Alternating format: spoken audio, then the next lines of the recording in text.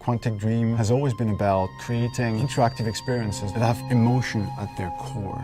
It's about telling the story of characters and giving the player the possibility, through their actions, to change the way the story unfolds. When I write my script, I have an idea of how I want the story to be played.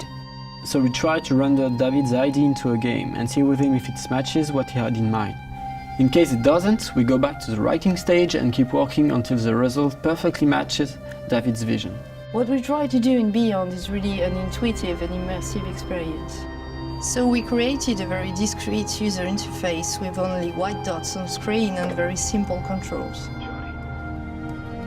We wanted to revisit the action system and go for something that would be more invisible and more intuitive to the player. We didn't want the interface to be a barrier.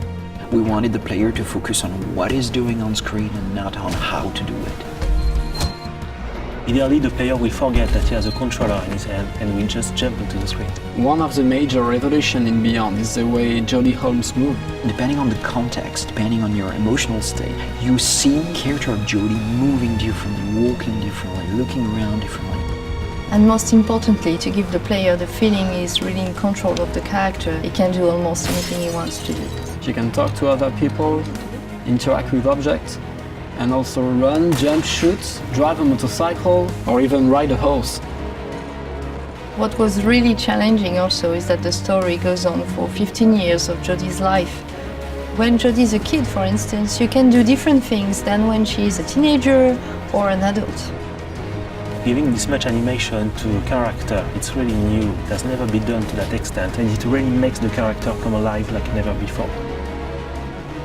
We wanted to have these new mechanics with Aiden. I wanted to give this feeling of flying around and going through matter and through worlds. So we started making some research on how ghosts would move or even a fish would swim underwater. We thought that using orbs is an interesting approach. It would give us this physicality that we need to interact with matter. It became really something natural to assign them to the two analog sticks and have to play with them, to focus them, or on the opposite, to split them apart.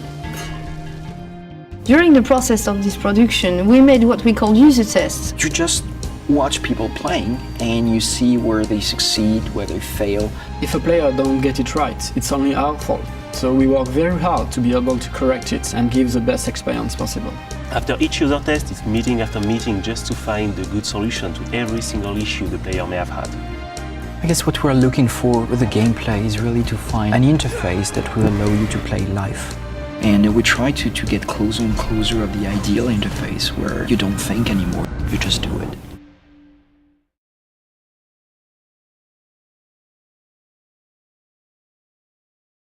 PlayStation